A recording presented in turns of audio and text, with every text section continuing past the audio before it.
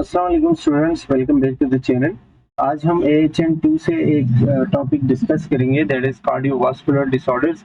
इस चैप्टर के ऊपर मैंने ऑलरेडी एक वीडियो रिकॉर्ड की थी, जो कि तकरीबन मुझे पीपीटी तो डिफरेंट नहीं लगी, सेम पीपीटी है, बट कुछ छोटी छोटी उसमें चेंजेस की है। स्टूडेंट्स के मुताबिक जो है वो उनको न्यू पीपीटी चाहिए, न्यू पीपीटी के ऊपर लेक्चर चाहिए, that's why I am recording this lecture. वरना जो पिछले वाला लेक्चर था मुझे वो बहुत अच्छा लगा था और बहुत अच्छी पीपीटी थी उसकी। तो आई होप सो कि आपने वो भी देखा होगा, लेकिन कुछ स्टूडेंट्स के डिमांड पे अभी मैं ये लेक्चर रिकॉर्ड कर रहा हूँ। अच्छा, सबसे पहले आपको पता है कि ये कार्डियोवास्कुलर डिसऑर्डर्स है, तो इसमें कार्डियोवास्कुलर यानी कार्डियो मीन्स हार्ट और वास्कुलर मीन्स ब्लड वेसल्स।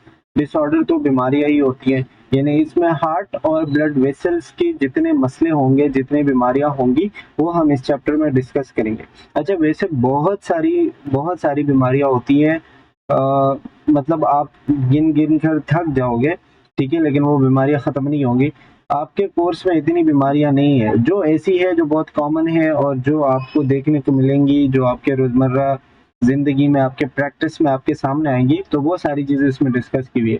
ये आपने नहीं सोचना है कि ये हमने सारी जो है वो बीमारियां पढ़ ली है, कार्डियोवास्कुलर डिसऑर्डर्स। ठीक है, सो लेट्स गेट स्टार्टेड। सबसे पहले आपको ऑब्जेक्टिव्स बताए गए हैं, यानी इस चैप्टर में आपने पढ़ना क्या क्या है। Review anatomy and physiology of the cardiovascular system. Anatomy physiology तो बच्चों को भी पता होता है कि हार्ट क्या है, हार्ट के कितने चैम्बर्स है, कितने वॉल्स है, कितने साउंड्स है, ये वो, ठीक है। खैर, देखेंगे हम एक नज़र, वरना इसमें मैंने ऑलरेडी वीडियो बनाई हुई है। ये जो आपको ऊपर कॉर्नर पे, राइट कॉर्नर पे, यहाँ पे ये जो आई का बटन नजर आ रहा है, इस पर आप क्लिक करोगे तो वो वीडियो भी आपको मिल जाएगी, वो भी आप देख सकेंगे। इसके अलावा discuss the causes, pathophysiology, different जो बीमारियां होती हैं और उनके वजूहात, उनके प्रोसेस, किस तरह वो बीमारियां बॉडी में फैलती हैं या हार्ट को अफेक्ट करती हैं, वो पढ़ेंगे। डायग्नोस कैसे करेंगे, उसका मैनेजमेंट, और आप कह सकते हो कि ट्रीटमेंट क्या होगा, ठीक है, और नर्सिंग प्रोसेस क्या होगा और उसका प्लेन क्या होगा, वो सारी चीजें हम इस चैप्टर में डिस्कस करेंगे। अच्छा, ये आपको कार्डियक डिसऑर्डर्स कुछ बताए हुए हैं, जिसमें एथेरोस्क्लेरोसिस एंड एन्यूरिज्म आता है, वेरिकोज वेन, वेनस थ्रोम्बोसिस, ठीक है। इसी तरह ब्लड प्रेशर के मसले, hypertension, cardiac function, coronary heart diseases, valvular diseases, heart failure, heart block and pacemaker, ऐसे कई सारी बीमारियां होती हैं, कई सारे मसले होते हैं जो हमने देखनी है। फर्स्ट ऑफ ऑल आपको एनाटॉमी एंड फिजियोलॉजी बताई गई है, inside of the heart and outside of the heart. I hope so कि आपको पता होगा, वो मैंने आपको जो वीडियो मेंशन की है वो आप देख लें, उससे आपको क्लियर हो जाएगा, ठीक है। इनसाइड ऑफ द हार्ट आपको पता है कि हार्ट में 4 चैम्बर होते हैं। ऊपर वाले जो चैम्बर होते हैं उनको कहते हैं एट्रियम, जैसे राइट साइड पे होता है तो राइट एट्रियम, लेफ्ट साइड पे होता है तो लेफ्ट एट्रियम। ये वाला जो है नीचे की तरफ, इसको कहते हैं वेंट्रिकल, तो राइट वेंट्रिकल और लेफ्ट वेंट्रिकल, ठीक है। अच्छा, फिर हार्ट में ये जो चीज आप देख रहे हो, जहां से मतलब इसके थ्रू पूरी बॉडी से ब्लड आता है, इसको कहते हैं वेना केवा। अगर ये हार्ट के ऊपर से आ रही है तो इसको सुपीरियर वेना केवा कहेंगे, और अगर नीचे से आ रही है तो इसको इंफीरियर वेना केवा कहेंगे। इसमें पूरा का पूरा डीऑक्सीजनेटेड ब्लड आता है और वो ब्लड आपके ये जो राइट एट्रियम है यहाँ पे एंटर होता है, ठीक है, यहाँ पे जमा होता है। फिर यहाँ के नीचे एक वॉल लगा होता है, ये जो आप देख रहे हो ये वॉल, ठीक है, और उस वॉल के जरिए ब्लड नीचे की तरफ आता है। इस वॉल को हम ट्राइकस्पिड वॉल कहते हैं, ये आपको नाम दिखाया गया है, ठीक है। तो ट्राइकस्पिड वॉल के जरिए राइट एट्रियम से राइट वेंट्रिकल में जो है वो ब्लड आ जाता है। फिर राइट वेंट्रिकल से ब्लड जाता है लंग्स में, ये रास्ते के जरिए जो आप देख रहे हो इस तरह जा रहा है, तो एक हिस्सा इसका ये जा रहा है और एक हिस्सा इसका यहाँ ऐसे इसके पीछे से जा रहा है ना, इसको कहते हैं पल्मोनरी आर्टरी। और ये पल्मोनरी आर्टरी हार्ट में ब्लड लेके जाती है, यानी कि हार्ट में नहीं, सॉरी, हार्ट में से लंग्स में ब्लड लेके जाती है ताकि वो ऑक्सीजनेटेड हो जाए, ठीक है। ये आपको पता होगा, बट वो चीजें हम रिवाइज कर रहे हैं। तो वो ब्लड जब ऑक्सीजनेटेड होता है लंग्स में जाके, तो फिर लंग्स से वापस आता है ये वाला जो चैम्बर है जिसको हम लेफ्ट एट्रियम कहेंगे, और इसमें वापस आना, ब्लड वापस आता है थ्रू पल्मोनरी वेन, ठीक है। पल्मोनरी वेन यहाँ पे मुझे कोई क्लियर नजर नहीं आ रहा कि कहाँ लिखा हुआ है, ठीक है, बट पल्मोनरी वेन के थ्रू उसमें आ जाता है वापस। और फिर जब इसमें ब्लड वापस आ जाता है तो फिर ये नीचे इस और वॉल के जरिए आता है, जिसको हम मेट्रल वॉल कहते हैं या बाइकस्पिड वॉल कहते हैं, ठीक है। और लेफ्ट वेंट्रिकल में वो ब्लड आ जाता है। फिर लेफ्ट वेंट्रिकल से ये जो रास्ता निकल रहा है ये वाला, ठीक है, ये ऐसे जा रहा होता है, इसको कहते हैं एवोर्टा। एवोर्टा के जरिए ये पूरी बॉडी में पहुंच जाता है, ठीक है। अब एक बात जो आपने याद रखनी है कि ये जो पल्मोनरी आर्टरी है और ये जो एवोर्टा है, इसके स्टार्ट में भी वॉल्स होते हैं, जैसे कि ये वेंट्रिकल जो एरियम के बीच में है ना, इन दोनों को मिला के सेमील्यूनर वॉल्स कहते हैं। लेकिन अगर पल्मोनरी आर्टरी का वॉल है तो उसको पल्मोनरी वॉल्व अलग कहेंगे, और अगर एवोर्टा का वॉल है तो इसको एवोर्टिक वॉल्व अलग कहेंगे, ठीक है। अच्छा, ये जो दोनों है जो एट्रियम और वेंट्रिकल के बीच में है, इनको एवी वॉल्व्स कहते हैं, ठीक है। एवी वॉल्व दोनों को मिला के यानी कलेक्टिवली कहते हैं। अगर राइट साइड की बात करेंगे तो ट्राइकस्पिड वॉल्व, और अगर लेफ्ट साइड की बात करेंगे तो बाइकस्पिड वॉल्व। अलग अलग नाम भी है उनको, लेकिन दोनों को मिला के एवी एट्रियो वेंट्रिकुलर वॉल्व्स कहते हैं, ठीक है। ये हमने बात की है हार्ट के इंटरनल स्ट्रक्चर की, यानी हार्ट अंदर से कैसा है, बाहर से कैसा है वो आप देख रहे हो। ये एवोर्टा है जो पूरी बॉडी तक ब्लड लेके जाती है, ठीक है। ये आपका सुपीरियर वेना केवा है, ये इंफीरियर वेना केवा है, ठीक है। ये आपकी करोनरी आर्टरीज है जो हार्ट के ऊपर से जाती है। करोनरी आर्टरी का काम होता है हार्ट के मसल्स को खुद ब्लड सप्लाई करना, ताकि हार्ट जो है वो काम करता रहे। फिर करोनरी आर्टरी के जो है अपने अपने नाम होते हैं, जैसे circumflex artery, great cardiac vein, left interior descending artery, coronary sinus, ये बैक की तरफ होता है। तो ये सारी चीजें जो है वो हार्ट आउटसाइड, जब आप हार्ट को ऊपर से देखते हो ना तो आपको इस तरह की चीजें नजर आएंगी, ठीक है। अच्छा, ये वो सारा प्रोसेस है जो मैंने आपको बता दिया कि सुपीरियर और इंफीरियर वेना केवा के जरिए ब्लड आता है राइट एट्रियम में, राइट एट्रियम से जाता है राइट वेंट्रिकल में, राइट एट्रियम से राइट वेंट्रिकल में ब्लड ट्राइकस्पिड वॉल के जरिए जाता है, बीच में वॉल होता है, ठीक है। फिर राइट वेंट्रिकल से वो जाता है पल्मोनरी आर्टरी में लंग्स तक ना, ये आप देख रहे हो लंग्स तक, लेकिन पल्मोनरी आर्टरी के स्टार्ट में जो वॉल होता है उसका नाम है पल्मोनरी वॉल, ठीक है। फिर लंग्स में जब ब्लड जाता है तो लंग्स में वो ऑक्सीजनेटेड हो जाता है, उससे कार्बन डाइऑक्साइड निकल जाती है, ऑक्सीजन उसमें शामिल हो जाती है। फिर ब्लड वापस आता है पल्मोनरी वेन के थ्रू, यहाँ पे पल्मोनरी वेन लिखना चाहिए था, लेफ्ट एट्रियम में। फिर लेफ्ट एट्रियम में से जाता है लेफ्ट वेंट्रिकल में, बीच में जो वॉल होता है उस वॉल का नाम है मेट्रल वॉल्व, या फिर उसको बाइकस्पिड वॉल्व भी कहते हैं, ठीक है।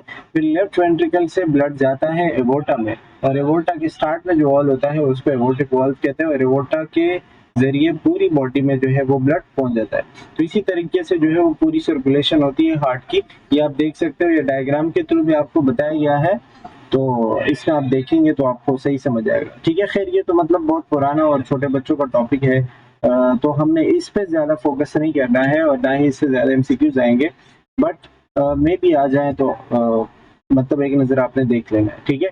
इसी तरह electrical conduction system of the heart जो होता है, ये बेसिकली एक ऐसा सिस्टम होता है जो हार्ट का पूरा जो कंट्रैक्शन रिदम है और हार्ट का जो पूरा कंट्रैक्शन रिलैक्सेशन का सिस्टम होता है वो यहाँ से कंट्रोल होता है, ठीक है। हार्ट में ये जो एक चीज आपको नजर आ रही है इसको कहते हैं एसए नोड, और ये एसए नोड जहाँ से सुपीरियर वेना केवा हार्ट में एंटर होता है ना उसके बिल्कुल साइड में होता है, ठीक है। एसए नोड का मतलब होता है सायानो एट्रियल नोड, ठीक है। ये एसए नोड क्या करता है, ये करंट प्रोड्यूस करता है एक किस्म का, और वो करंट ऐसे नीचे की तरफ आता है। और ये जो वेंट्रिकल्स होते हैं ना, ये आप देख रहे हो वेंट्रिकल्स के चैम्बर्स को ये कंट्रैक्ट करवाता है। फिर जब वेंट्रिकल्स के चैम्बर्स कंट्रैक्ट हो जाते हैं तो उससे ब्लड नीचे की तरफ आने लगता है, और ये करंट, ये एवी नोड है, ठीक है, एट्रियो वेंट्रिकुलर नोड। ये करंट यहाँ पे आता है और फिर यहाँ से ऐसे नीचे की तरफ आते हैं, जिसको बंडल ब्रांचेस कहते हैं। तो जो राइट साइड पे होता है उसको राइट बंडल ब्रांच कहते हैं, जो लेफ्ट साइड पे होता है उसको लेफ्ट बंडल ब्रांच कहते हैं, और जो इसके ऊपर एक ही हिस्सा है इसको कहते हैं बंडल ऑफ हिस, ठीक है। अच्छा, फिर ये राइट बंडल ब्रांच जो है ये राइट वेंट्रिकल में जाके डिवाइड हो जाता है, और लेफ्ट बंडल ब्रांच जो है वो लेफ्ट वेंट्रिकल में जाके डिवाइड होता है, ठीक है। फिर उसको जो है वो परकंजी फाइबर्स वगैरह कहते हैं, ठीक है।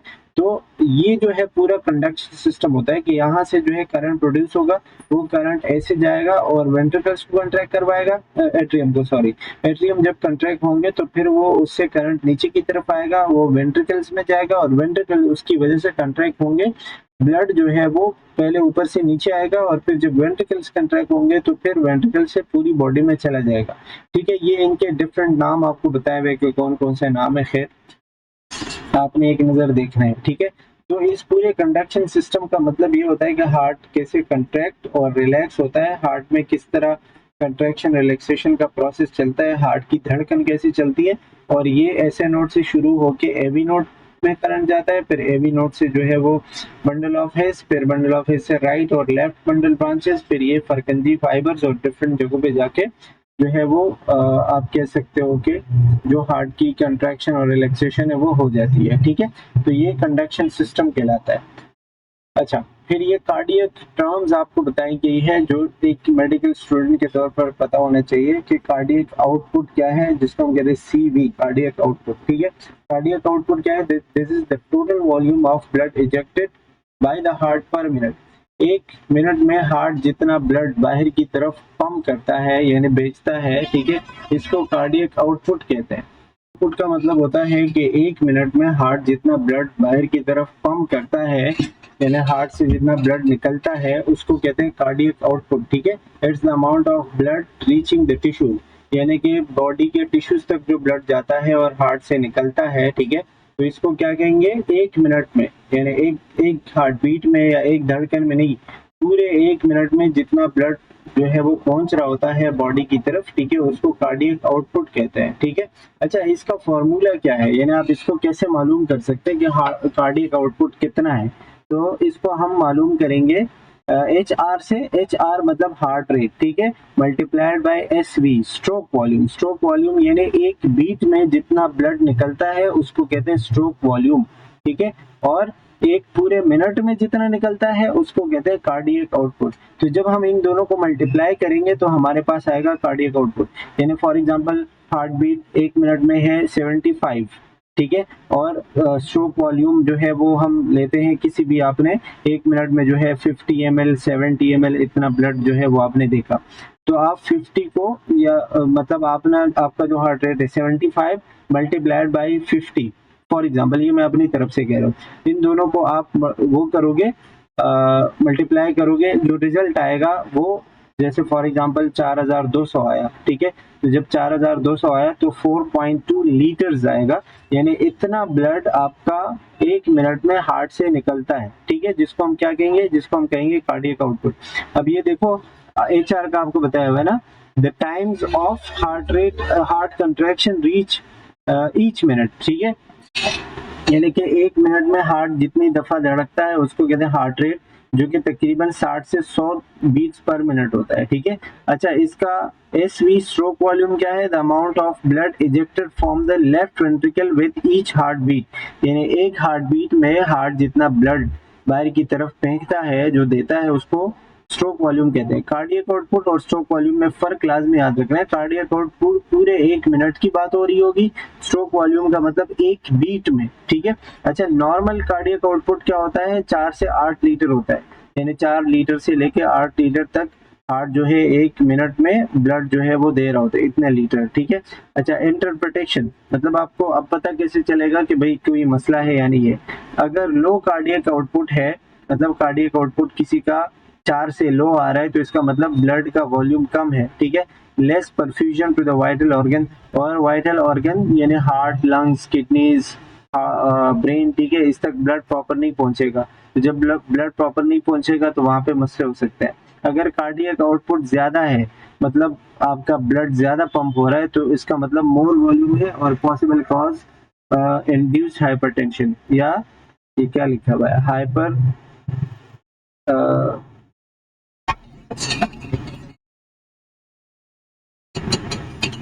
फिर जो भी हाइपर कैल्सीमिया है या इस तरह, ठीक है, प्रॉपर नजर नहीं आ रहा, तो ये जो है मतलब अगर ज्यादा होगा तो भी मसले होंगे, कम होगा तो भी मसले होंगे, ठीक है। अच्छा, फिर कंट्रैक्टिलिटी क्या होती है? Force strength of contraction of the heart muscle. Heart muscle जितना फोर्स लगाते हैं कंट्रैक्ट होने के लिए, ब्लड देने के लिए, उसको कहते हैं कंट्रैक्टिलिटी। इजेक्शन फ्रैक्शन क्या होता है? EF बड़ा मशहूर होता है, ठीक है, और इसको अक्सर जो है वो बार बार सामने आता है। ये percent of blood expelled from the left ventricle with every contraction, जितना ब्लड जो है वो हार्ट के लेफ्ट वेंट्रिकल से हर कंट्रैक्शन में निकलता है उसको कहते हैं ejection fraction, like stroke volume, right, ठीक है। तो इजेक्शन फ्रैक्शन जो है वो तकरीबन 50 to 70% होता है। वो हम ml में लेते हैं स्ट्रोक वॉल्यूम, ये हम लेते हैं परसेंट में, ठीक है, 50 to 70%, ये नॉर्मल होता है। If the EF is 55, the heart is pumping out 55 of what's inside the left ventricle। अगर किसी बंदे का मतलब इजेक्शन फ्रैक्शन EF 55% आ रहा है, तो इसका मतलब ये तो उसके हार्ट में लेफ्ट वेंट्रिकल में जितना ब्लड है उसका 55% बॉडी को जा रहा है, बाकी रह रहा है। ठीक है, तो इस तरह जो है वो इजेक्शन फ्रैक्शन हम काउंट करते हैं। प्रीलोड क्या होता है? Amount of blood return to the right side of the heart at the end of diastole. जब हार्ट जो है वो रिलैक्स होता है, ठीक है, और जैसे ही हार्ट रिलैक्स होता है तो उसके बाद राइट साइड में बॉडी से जितना ब्लड आता है ना, और हार्ट दोबारा कंट्रैक्शन के लिए रेडी होता है, उसको कहते हैं प्रीलोड।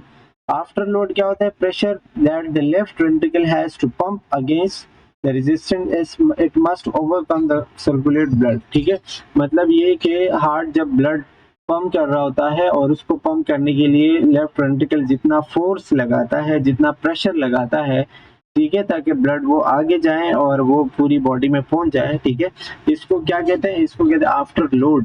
ठीक है, clinically measured by systolic blood pressure. और ज्यादातर जब हम आफ्टर लोड की बात करते हैं तो वो सिस्टोलिक ब्लड प्रेशर जो होता है ना 120/80, तो 120 जो है वो 120 mm ऑफ Hg जो है, तो 120 ज्यादातर आफ्टर लोड की हम बात करते हैं।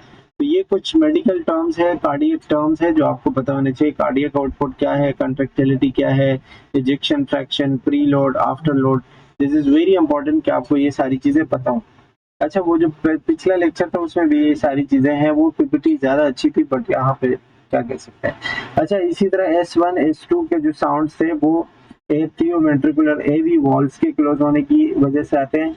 जब AV S1 साउंड आता है तो ट्राइकस्पिड वॉल और मेट्रल वॉल जब क्लोज होते हैं ना AV वॉल, तो उसकी वजह से साउंड आता है S1। ठीक है, और जब पल्मोनरी और एवोर्टिक वॉल क्लोज होते हैं तो उसकी वजह से साउंड आता है S2। ये नॉर्मल साउंड होते हैं। एबनॉर्मल साउंड कौन से होते हैं? S3 early diastole and rapid ventricle filling, मतलब जब वेंट्रिकल बहुत ज्यादा जल्दी फिल होते हैं और प्रॉपर टाइम उसको नहीं मिलता तो उसको S3 साउंड उसमें एक और आएगा। और S4 क्या होगा? Late diastole and high atrial pressure forcing blood into a stiff ventricle.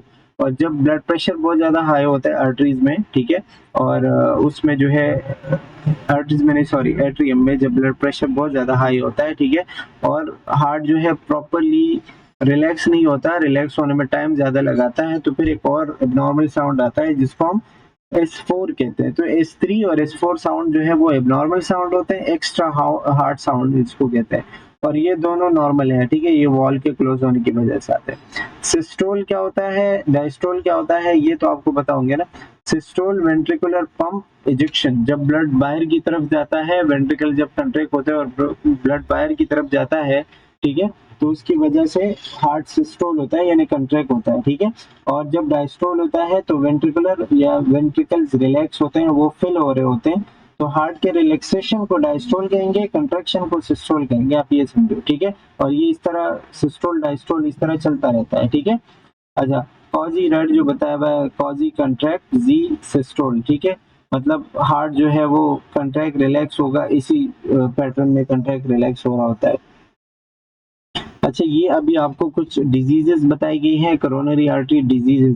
Coronary artery जैसे कि नाम से पता चलता है कि कोरोनरी आर्टरी वो आर्टरी होती है जो हार्ट के मसल्स को खुद ब्लड सप्लाई करती है। ये आप देख रहे हो ऊपर, हार्ट के ऊपर की जो आर्टरी होती है इनको क्या कहते हैं? Coronary artery. ठीक है, तो इसका पैथोलॉजी इसकी क्या है? Damage in the coronary artery due to atherosclerosis. जब कोरोनरी आर्टरी डैमेज हो जाए, खराब हो जाए, किस वजह से? एथेरोस्क्लेरोसिस की वजह से, यानी उसमें फैट्स जमा होने की वजह से। जब हार्ट के आर्टरीज में फैट जमा हो जाए या वो सख्त हो जाए, ठीक है, उसमें वो लचक ना रहे, इलास्टिसिटी ना रहे, तो इसको कहते हैं एथेरोस्क्लेरोसिस। ठीक है, अच्छा, अब एथेरोस्क्लेरोसिस की अलग से आपको डेफिनेशन बताई गई है कि it is a plaque build up that happens over time on the blood vessel wall।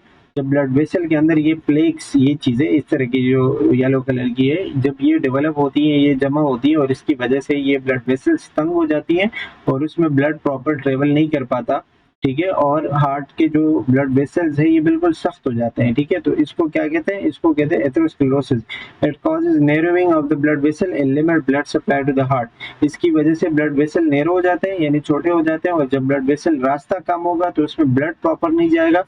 जब ब्लड प्रॉपर नहीं जाएगा तो हार्ट को ब्लड मिलेगा नहीं सही से, तो उसकी वजह से हार्ट अटैक के मसले हो सकते हैं, दूसरे मसले हो सकते हैं, ठीक है, जिसको हम कोरोनरी आर्टरी डिजीजेस कहते हैं, CAD। अच्छा, द प्लेग में rupture causing thrombus clots in में obstruct blood flow leading to in acute MI।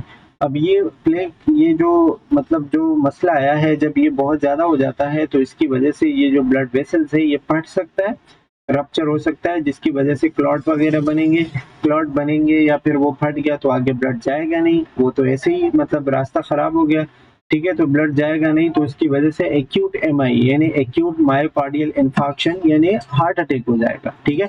आसान जबान में मैं आपको बताऊं तो करोनरी आर्टरी डिजीज क्या है, ये एक ऐसा मसला है जब हार्ट के जो आर्टरीज है, जो करोनरी आर्टरीज है, वो जब तंग हो जाती है या वो ब्लॉक हो जाती है फैट्स जमा होने की वजह से या किसी भी दूसरे मसले की वजह से, ठीक है, और उसकी वजह से हार्ट के मसल्स को प्रॉपर ब्लड नहीं मिलेगा। जब ब्लड नहीं मिलेगा तो हार्ट में मसले आ जाएंगे, ऑक्सीजन की कमी हो जाएगी, हार्ट अटैक हो जाएगा, ठीक है, इसको कहते हैं करोनरी आर्टरी डिजीजेस। अच्छा, अब ये रिस्क फैक्टर क्या है, यानी ये होती क्यों है, किस वजह से होती है। पहले नॉन मॉडिफाइड, जिसमें आप कोई भी चेंज नहीं कर सकते हो, अगर ये चीजें हैं तो वो होनी ही है, ठीक है। एज की वजह से होता है, अक्सर जेंडर जैसे मेल में ये चीज ज्यादा होती है, किसी किसी की रेस यानी नस्ली बीमारी, खानदानी मसला होता है, फैमिली हिस्ट्री होती है। मॉडिफाइबल मतलब ये कि जिनको आप अगर चाहें तो चेंज कर सकते हैं, यानी उसमें आप कंट्रोल कर सकते हो। डायबिटीज, आप अपने शुगर को कंट्रोल कर सकते हैं, अगर आपको शुगर है तो आपको ये हार्ट के मसले हो सकते हैं, लेकिन अगर आपको शुगर नहीं है तो नहीं हो सकता, ठीक है, अब ये आपके कंट्रोल में है। इसी तरह हाइपरटेंशन, जो आप जिसको कंट्रोल करके चलोगे तो अच्छी बात है, मसले नहीं होंगे। स्मोकिंग नहीं करोगे तो चांसेस कम है। ओबेसिटी, फिजिकल इनएक्टिविटी यानी कुछ काम शाम नहीं करना। हाई कोलेस्ट्रॉल लेवल, कोलेस्ट्रॉल आपका हाई है तो उसकी वजह से भी हो सकता है। मेटाबॉलिक सिंड्रोम यानी जो डिफरेंट मैदे के मसले, शुगर के मसले, लिवर के मसले, इंटेस्टाइन्स के मसले, ठीक है, इस तरह के मसले अगर हो तो उसकी वजह से ये चीज हो जाएगी, ठीक है। डायग्नोज क्या है, यानी डायग्नोज मतलब ये कि आप मालूम कैसे करोगे कि बंदे को कोरोनरी आर्टरी डिजीज है, ठीक है। तो पहले एलडीएल जो है वो लो डेंसिटी लिपिड्स होते हैं, ठीक है, ये बहुत खतरनाक शुगर होते हैं, शुगर नहीं सॉरी लिपिड्स, ठीक है, चर्बी। अगर ये बढ़ जाते हैं, जैसे ये एयर ऊपर की तरफ जा रहा है मतलब ये बढ़ गया, तो अगर ये बढ़ जाते हैं तो ये एक मसला हो सकता है, ब्लड टेस्ट से आपको पता चलेगा। कोलेस्ट्रॉल लेवल अगर बढ़ गया या ट्राइग्लिसराइड बढ़ गया तो मसला है, ठीक है। या HDL हाई डेंसिटी लिपिड्स, अगर ये कम हो गया, जो अच्छे शुगर आ रहा है बार बार, जो अगर अच्छे लिपिड्स है, अगर ये अच्छे हो गए, ठीक है, मतलब ये अच्छे लिपिड्स अगर कम हो गए तो ये भी मसला हो सकता है, ठीक है।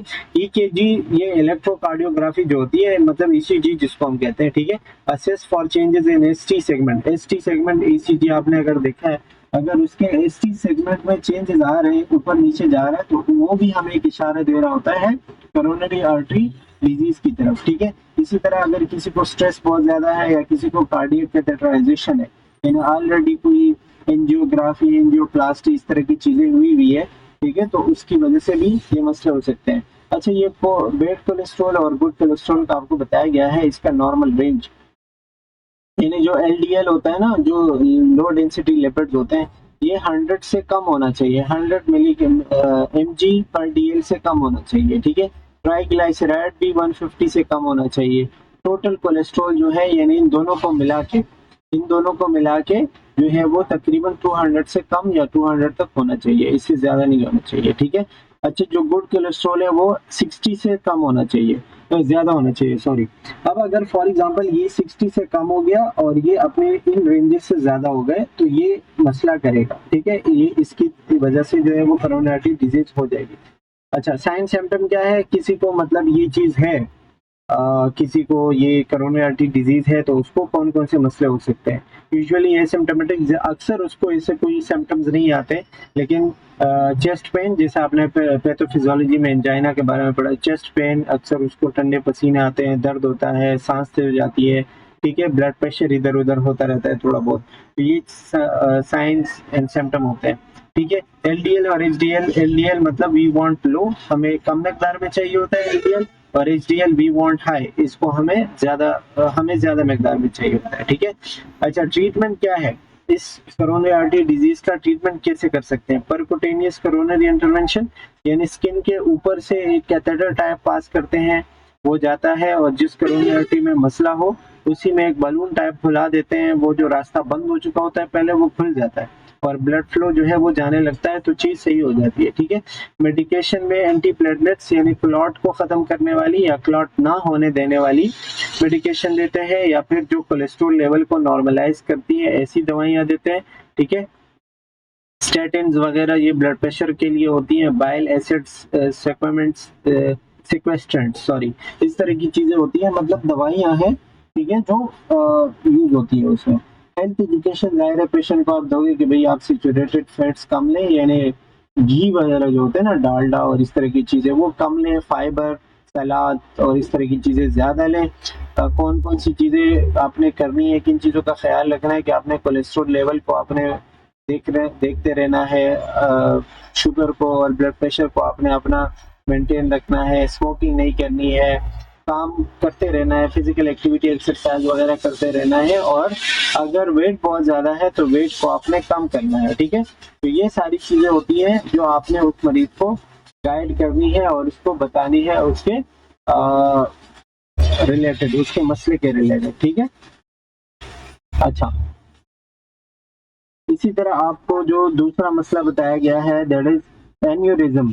एन्यूरिज्म क्या है? एसेंडिक अॉर्टिक एन्यूरिज्म और आफ्टर सर्जरी, ये जो है उसमें मसला था। ठीक है, हमने ट्रीट किया तो फिर ये इस तरह का आप देख रहे हो, यहाँ पे एक चीज चेंज की है। अब एन्यूरिज्म होता क्या है, देखो, aneurysm is a bulge in the wall of an artery. Aneurysm form when there is a weak area in the artery wall. मतलब ये देख रहे हो, ये आर्टरी जो है बाहर की तरफ थोड़ी सी बाहर की तरफ आई हुई है ना, फूल गई है, जैसे स्वेल हो गई है। तो ये कब होता है? जब आर्टरी वॉल में कोई भी वीक एरिया हो, यानी वो पतली हो जाए, उसमें कोई मसला आ जाए, वीकनेस आ जाए, और वहां से जो है वो ब्लड जब गुजर रहा होता है तो वहां से बाहर की तरफ आता है। ठीक है, जैसे एक जगह स्वेल हो जाती है, तो जब ये आहिस्ता आहिस्ता स्वेल होता जाता है और वीक होता जाता है, तो एक दिन ऐसा आएगा कि ये फट जाएगा और उसकी वजह से मसला हो सकता है। ठीक है, तो जब इस तरह की कंडीशन हो कि आर्टरी वीक हो जाए, उसके वॉल कमजोर हो जाए और कभी भी वो फट सकते हैं। ठीक है, इस चीज को एन्यूरिज्म कहते हैं। ठीक है, untreated aneurysm can burst open, अगर हम इसको ट्रीट नहीं करेंगे तो ये बर्स्ट हो जाएगा यानी फट जाएगा और इसकी वजह से अंदर ब्लीडिंग हो जाएगी। ठीक है, और इसी तरह they can also cause blood clots that block the flow of blood in your artery, और इसकी वजह से क्लॉट्स भी बन सकते हैं जो आगे जाके ब्लड को रोकेंगे, ब्लड आगे जाएगा नहीं, तो फिर उसकी वजह से दूसरे बड़े मसले बनेंगे। Depending on the location of the aneurysm, a rupture और clot can be life threatening. अब ये डिपेंड करता है कि ये एन्यूरिज्म है कहाँ पे। अगर ये किसी ऐसी जगह पे है जहाँ पे बहुत ज्यादा इंपॉर्टेंट ब्लड फ्लो जरूरी है, जैसे ब्रेन, अगर ब्रेन के किसी आर्टरी में एन्यूरिज्म है और ब्रेन का वो आर्टरी जो है वो फट गई, ब्रेन को ब्लड मिलना बंद हो गया, तो ब्रेन खत्म हो जाएगा and it can lead to death. ये लाइफ थ्रेटनिंग कंडीशन हो सकती है। हार्ट में है तो हार्ट फेलियर, हार्ट अटैक हो सकता है, अगर उसको है, लंग्स को है या किडनीज को है तो भी बड़े मसले हो सकते हैं। तो aneurysm can be life threatening अगर ये किसी ऐसी जगह पे है जहाँ पे वो ऑर्गन वाइटल ऑर्गन है, यानी बहुत ज्यादा इंपॉर्टेंट ऑर्गन है। ठीक है, अच्छा, अब इसके जो है वो साइन सिम्टम क्या होंगे कि लाइट हेडेड, आपको चक्कर आते हैं, रैपिड हार्ट बीट बहुत ज्यादा तेज हो जाती है, सर में बहुत ज्यादा तेज दर्द होता है, चेस्ट में हो सकता है या एब्डोमेन में यानी पेट में या पीछे की तरफ हो सकता है। वो डिपेंड करता है कि एन्यूरिज्म है कहाँ पे, तो जहाँ पे एन्यूरिज्म होगा उसी जगह पे आपको दर्द महसूस होगा। Sudden loss of consciousness following a severe headache, और अगर कभी सर में बहुत ज्यादा, जैसे सर को, ब्रेन को ब्लड प्रॉपर नहीं मिल रहा तो सर में बहुत ज्यादा दर्द हो जाएगा और इतना शदीद दर्द होगा कि उसकी वजह से बंदा बेहोश भी हो सकता है। ठीक है, तो इसके साइन सिम्टम्स होते हैं। कॉजेज, वजूहात क्या होते हैं एन्यूरिज्म के? एथेरोस्क्लेरोसिस, जो अभी हमने पढ़ा कि आर्टरी नैरो हो गई है, या कोई फैमिली हिस्ट्री है, या ब्लड प्रेशर बहुत ज्यादा हाई है, या उस जगह पे कोई इंजरी, कोई मसला हुआ है। ठीक है, तो उसकी वजह से भी ये मसले हो सकते हैं। डायग्नोज कैसे करेंगे? सिटी स्कैन कर सकते हैं, एमआरआई कर सकते हैं, एंजियोग्राफी हार्ट में जाके एक कैमरा टाइप इंसर्ट करते हैं, उससे के थ्रू पता चलता है, और अल्ट्रासाउंड के थ्रू भी पता चलता है। ठीक है, ये आप देख रहे हो, ये तो खैर दूसरी चीज है, बट एन्यूरिज्म जो है वो पहले बताया। नंबर 3 जो डिजीज इसमें बताई गई है that is called varicose vein. अब ये आप देख रहे हो बहुत सारे लोगों का आपने शायद देखा होगा इस तरह के पाँव के मसलों के साथ, ठीक है। वेरिकोज वेन कहते हैं इसको। अब इसको हम देखेंगे कि ये क्या चीज है। Varicose vein are increase folded vein that usually appear right below the skin surface specially in the legs. Varicose vein क्या होते हैं, ये आपको लग रहा होगा कि ये वेन ऐसे फोल्ड हो चुके हैं ना, आप देख रहे हो ऐसे फोल्ड हो चुके हैं जैसे कपड़े एक दूसरे ऊपर बंधा रखता है, ठीक है। तो ऐसे फोल्ड वेन आपको नजर आएंगे, ठीक है। और ये ज्यादातर लेग्स में होते हैं यानी पाँव में होते हैं। और दूसरी बात ये कि ये आपको बिल्कुल स्किन के नीचे नजर आएंगे, ये ना आपको साफ साफ बिल्कुल नजर आएगा, ठीक है। इस चीज को वेरिकोज वेन कहते हैं। अच्छा, these are when wall inside the veins are weak और damage there by pulling blood and swelling the vein, ठीक है। इसमें होगा क्या कि आपको पता है कि वेन के अंदर भी हमारे वॉल होते हैं ना, वॉल्स। अब जब वो वॉल खराब हो जाए, रप्चर हो जाए, मसले हो जाए उसके अंदर, ठीक है, तो क्या होता है कि वो ब्लड आगे जाता नहीं है, वो उस जगह के अंदर क्लॉट होने लग जाता है, जमा होने लगता है, ठीक है। मतलब ब्लड आगे नहीं जाएगा तो यहाँ पे जमा होगा ना। अब जब ये जमा होगा तो ये वेन जो है फूलना शुरू हो जाएगा। जब ये फूलेगा तो आपको इस तरह का नजर आएगा, ठीक है। अच्छा, pressure increase in the vein due to this pooling making them emerge blue और purple appearance। अब जब प्रेशर उसके अंदर ज्यादा हो जाएगा तो ये इस तरह बाहर की तरफ आएंगे, वो बिल्कुल फुल हो जाएंगे, ठीक है। और जिसकी वजह से आपको वो बिल्कुल ब्लू या पर्पल नजर आएंगे बाहर से, ठीक है। वेरिकोज वेन और often cosmetic problem but these can also cause discomfort like pain, heaviness, itching और swelling in the leg। इसकी वजह से मतलब ज्यादातर आपको दर्द होता है, हैवीनेस, पाँव जो है वो बारी बारी फील होते हैं, कभी कभी आपको खारिश होती है, स्वेलिंग हो जाती है, ठीक है, क्योंकि ब्लड प्रॉपर नहीं जा रहा, ठीक है। और इसको ट्रीट कर सकते हैं बट अगर आप टाइम से पता चले। कुछ लोगों के लिए मतलब कुछ लोगों को लगता है कि ये नॉर्मल है but it is not normal. अच्छा, कॉजेज और रिस्क फैक्टर क्या होते हैं, यानी इसकी वजह से कौन कौन सी वजूहत होती हैं। इसके कई सारे फैक्टर होते हैं, ठीक है, जैसे कि एज, अक्सर मेल में ये चीज ज्यादा होती है, जेंडर जाहिर है मेल, और एज ज्यादातर ओल्ड एज 50-60 में होता है। जेनेटिक्स में भी अक्सर अगर आपके खानदान में ये मसला है या कोई बंदा बहुत ज्यादा ओबीस है, कोई फीमेल जो प्रेग्नेंट है, या कोई ऐसा बंदा जो बहुत ज्यादा टाइम तक बैठा रहता है या खड़ा रहता है, ठीक है, तो उसके साथ ये मसले वेरिकोज वेन वाले हो सकते हैं। ट्रीटमेंट क्या है, लाइफस्टाइल चेंजेस, मतलब आप अपने लाइफस्टाइल को चेंज करें। ओबेसिटी है तो वजन कम करें, स्मोकिंग नहीं करें, अल्कोहल वगैरह ना पिए, ठीक है। अगर आप बहुत ज्यादा देर तक बैठे रहते हैं तो एक्सरसाइज शुरू करें, खड़े रहते हैं तो थोड़ा अपना माहौल अपना वो चेंज करें, ठीक है। कंप्रेशन स्टॉकिंग यानी आप बहुत ज्यादा टाइट जीन्स, टाइट जुराब वगैरह इस तरह की चीजें, सॉक्स पहनते हैं, ठीक है। Minimally invasive procedure,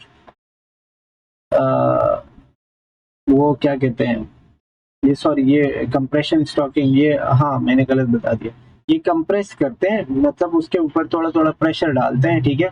minimally invasive procedure, उसमें जो है थोड़ा थोड़ा ऐसा करते हैं इन्वेसिव कि बहुत कम, कोई नीडल वगैरह लगाते हैं उसके थ्रू वो ब्लड फ्लो में हेल्प करते हैं, ठीक है। या फिर सर्जरी होती है तो सर्जरी के थ्रू, तो मतलब वो लास्ट ऑप्शन होता है but it can be treated, ठीक है। अच्छा, इसी तरह है डीप वेन थ्रोम्बोसिस, जो भी इसी के रिलेटेड ही है, डीप वेन थ्रोम्बोसिस जिसको हम शॉर्ट में कहते हैं डीवीटी, ठीक है। अब देखो डीप वेन थ्रोम्बोसिस क्या है, occur when a blood clot develop in the deep vein specially in the legs. A blood clot is a cluster of blood that turns into a solid form. जब हमारे पाँव के अंदर when जो होते हैं उस वेन में अंदर की तरफ यानी काफी डीपली जो है क्लॉट बनना शुरू हो जाए, ठीक है, उसके अंदर जो ब्लड है वो ब्लड सॉलिड मास में कन्वर्ट हो जाए और उससे क्लॉट बने, ठीक है। तो वो जो कंडीशन है उसको कहते हैं deep vein thrombosis. Thrombosis word का मतलब भी क्लॉट होता है, ठीक है। तो जब वेन के अंदर क्लॉट बनते हैं और वो क्लॉट बिल्कुल अंदर हो और इसकी वजह से इस तरह के मसले बने, that is called deep vein thrombosis, ठीक है। अब these clots and DVT develop beneath the deep vein in the muscles. This formation is more threatening than those of the surface vein। अब ये चीज जो है ज्यादातर बिल्कुल नीचे की तरफ होती है, आमतौर पर हमें नजर भी नहीं आती, ठीक है। और ये जो पीछे हमने पढ़ा ना कि बिल्कुल स्किन के नीचे और इस तरह के होते हैं, ये उससे कई ज्यादा खतरनाक होता है, क्योंकि ये आपको शुरू में पता नहीं चलता, आपको नजर नहीं आता ना। तो जब बहुत ज्यादा मसले हो जाते हैं और लाइफ थ्रेटनिंग कंडीशन हो जाती है फिर जाके पता चल जाता है, ठीक है। कॉजेज क्या होते हैं, स्टैंडिंग और सिटिंग फॉर टू लॉन्ग, जो हमने बता दिया कि उसकी वजह से ब्लड फ्लो इधर उधर हो सकता है। इंजरी और major surgery specially in the legs और वेन। अगर कभी आपके पाँव पे कोई इंजरी हुई है या कोई सर्जरी हुई है, बड़ी सर्जरी, तो इसकी वजह से भी हो सकता है कि ब्लड क्लॉट हो सकता है। जेनेटिक फैक्टर भी हो सकते हैं, प्रेगनेंसी की वजह से भी हो सकता है, कंट्रासेप्टिव पिल्स और कीमोथेरेपी ड्रग्स। कंट्रासेप्टिव पिल्स जो औरतें लेती हैं अक्सर, ऐसी दवाइयाँ जो प्रेगनेंसी को रोकती है ना, तो उसकी वजह से भी अक्सर ये, या कीमोथेरेपी ड्रग्स, जो लोग कैंसर का इलाज करते हैं कीमोथेरेपी वगैरह पे होते हैं, ठीक है, तो उसकी वजह से भी ये एक साइड इफेक्ट के तौर पर ये मसला हो सकता है। और एक ओबेसिटी, जाहिर है ओबेसिटी की वजह से भी ये चीज हो सकती है, ठीक है। सिम्टम्स क्या होते हैं, यानी अलामात क्या होते हैं? एक स्वेलिंग, जाहिर है वो स्वेलिंग आकर in one leg and could feel warm on touching. एक पाँव में, जाहिर है अगर एक पाँव में मसला है तो एक पाँव में स्वेलिंग होगी, और आप जब उसको टच करोगे तो वो थोड़ी सी गर्म महसूस होगी, ठीक है, जो टांग होती है। अच्छा, पेन, दर्द, जाहिर है दर्द होगा, और डिस्कलरेशन, कलर उसका चेंज हो जाएगा, जैसे रेडिश होगा या थोड़ा सा ब्लूइश कलर का पाँव हो जाएगा। ट्रीटमेंट उसका क्या होगा कि मेडिकेशन देंगे, DVT as a blood thinner देते हैं, यानी ब्लड को पतला करने वाली दवाइयाँ, ताकि वो क्लॉट से गुजर जाए और कम एरिया में भी गुजर जाए, ठीक है। कंप्रेशन स्टॉकिंग, मतलब ऐसे दबाते हैं, आप कह सकते हो कि अभी जो हमने बात की कि जैसे मसाज करते हैं ना, तो उसकी वजह से भी वो ब्लड फ्लो बेहतर हो सकता है। थ्रोम्बोलाइसिस और थ्रोम्बेक्टमी। थ्रोम्बोलाइसिस मतलब ऐसी दवाइयाँ जो कि ब्लड को खत्म करें, क्लॉट को खत्म करें, या फिर क्लॉट को तोड़ने के लिए हम अक्सर कोई कैथेटर वगैरह पास करते हैं, जैसे यहाँ पे लिखा हुआ है in some cases catheter is inserted in affected vein to dissolve clot. मतलब उसमें कैथेटर पास करते हैं, वो कैथेटर के थ्रू ही वो क्लॉट जो है उसको तोड़ देते हैं, और वो क्लॉट जो है वो यहाँ रिमूव कर देते हैं और खत्म हो जाता है। In cases where chances of clot migration are high, IVC filter is inserted to prevent pulmonary thromboembolism. और जहाँ पे हमें लगता है कि वो क्या कहते हैं, वो क्लॉट जो है एक जगह से दूसरी जगह जा सकता है और उसको हम खत्म नहीं कर सकते, तो फिर आईवीसी फिल्टर, इंट्रावेनस कैथेटर जो है वो अंदर डालते हैं, और उसके थ्रू वो थ्रोम्बोएम्बोलिज्म जो है, या फिर आप कह सकते हो जो क्लॉट है, उसको प्रिवेंट करते हैं, ठीक है। अच्छा, यहाँ तक हमारा हाइपरटेंशन और इसका एक जो है वो पार्ट खैर हो गया है। तो इसको हम ऐसा करते हैं, डीवीटी पे स्टॉप करते हैं। इंशाल्लाह in the next part we will talk about hypertension, और इसको हम नेक्स्ट पार्ट में डिस्कस करेंगे, ठीक है। So see you in the next part, तब तक के लिए अल्लाह हाफिज़।